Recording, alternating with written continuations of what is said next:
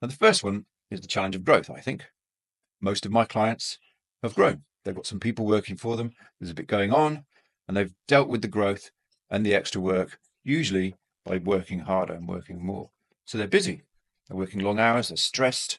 They're not always enjoying their business very much. Often they feel like they're working hard, but there's not that much money, or not that much more money than there would have been if they were somewhat smaller, considering how much work they do, right, and how much work their business does. So that's a bit of a thing. That's one of the first challenges. And the causes are multiple, right? People undercharge, people don't properly understand their numbers, people don't build systems to help manage stuff, and they kind of try and do it all themselves. And that can't continue, or they can't continue to work how they used to work. It got them here, but it won't get them where they want to go. It won't work if they want to get bigger. They need to change how they operate their business, and they need to change how they operate themselves. So that's the first problem I see people coming to me with, or the first challenge. The second one's marketing, I think. So many people tell me they get their business through word of mouth, which means a couple of things. They don't do much marketing. Work kind of comes to them through their reputation and their network, which is lovely. And so far, usually it's been enough. But when it comes to word of mouth, it can dry up all of a sudden, can't it?